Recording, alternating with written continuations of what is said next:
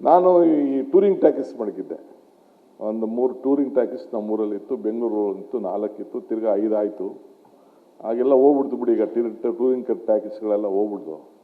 ಆಗ ಅತಿ ಹೆಚ್ಚಿಗೆ ಜಾಸ್ತಿ ಹೊಡಿದೆ ಯಾವ್ದಪ್ಪ ಅಂದರೆ ನಮ್ಮಲ್ಲಿ ಸತ್ಯ ಹರಿಶ್ಚಂದ್ರ.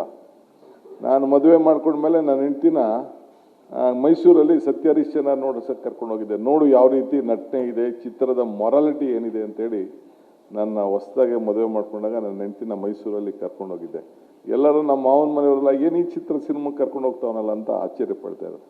ಸೊ ಒಂದು ಹಾಕಿದ್ರೆ ಒಂದೊಂದು ಸತಿ 15 ದಿನ ನನ್ನ ಇದರಿಂದ ತೆಗೀತಿರ್ಲಿಲ್ಲ, ನನ್ನ ಟೂರಿಂಗ್ ಟ್ಯಾಕಿಸಿಂದ. ಆ ರೀತಿ ರಾಜ್ಕುಮಾರ್ ಅವರ ಭಾವನೆ, ಪ್ರತಿಯೊಂದು ವಿಚಾರ, ಅವರ ಆ್ಯಕ್ಟಿಂಗು, ಎಮೋಷ್ನಲ್ ಇದು ಎಲ್ಲ ಕೂಡ ಪ್ರತಿಯೊಂದು ಕೂಡ ಭಾಳ ಸೆಲೆಕ್ಟ್ ಮಾಡಿಕೊಂಡು ಅವರು ಮಾಡ್ತಿದ್ದಂಥದ್ದನ್ನು ಕೂಡ ನಾವೆಲ್ಲ ಗಮನಿಸಿದ್ದೇವೆ.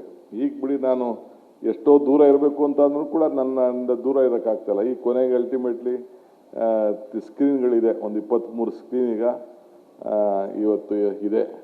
ನನ್ನ ಹೆಸರಲ್ಲಿ, ನನ್ನ ಮಕ್ಕಳ ಹೆಸರಲ್ಲಿ ಎಲ್ಲ ಇವತ್ತು ಸ್ಕ್ರೀನ್ಗಳೆಲ್ಲ ಇವತ್ತು 23 ಸ್ಕ್ರೀನ್ ಇದೆ, ಬೇರೆಯವ್ರು ಕೊಟ್ಬಿಟ್ಟಿದ್ದೀನಿ. ಸೊ ನಾವು ಬಿಟ್ಟರು ಬಿಡೋಕ್ಕಾಗಲ್ಲ ಅಂತಂಗೆ ಈ ಚಿತ್ರರಂಗಕ್ಕೂ ರಾಜಕಾರಣಕ್ಕೂ ಇದು ಭಾಳ ಹತ್ತಿರವಾದ್ದು, ಏನು ಮಾಡೋಕ್ಕಾಗೋದಿಲ್ಲ.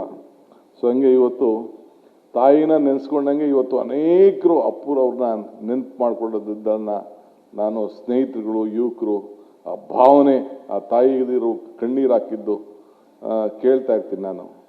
ಸೊ ಅಮ್ಮನ ನೆನಪು ಪ್ರೀತಿಯ ಮೂಲ, ಗುರುವಿನ ನೆನಪು ಜ್ಞಾನವ ಮೂಲ, ದೇವರ ನೆನಪು ಭಕ್ತಿಯ ಮೂಲ, ಈ ಮೂರರ ನೆನಪು ಮನುಷ್ಯತ್ವ ಮೂಲ, ಮನುಷ್ಯತ್ವ ಮೋಕ್ಷಕ್ಕೆ ಮೂಲ. ಹಂಗೆ ಅಪ್ಪುರವರು ಇವತ್ತು ಯಾವುದಕ್ಕಾರ ಒಂದು ಉದಾಹರಣೆ ಅಂತಂದರೆ ಅವರ ಬದುಕಿನಲ್ಲಿ ಮನುಷ್ಯತ್ವ ಇದ್ದಿದ್ದನ್ನು ನಾವು ಹೆಚ್ಚಿಗೆ ನೋಡಿದ್ವಿ.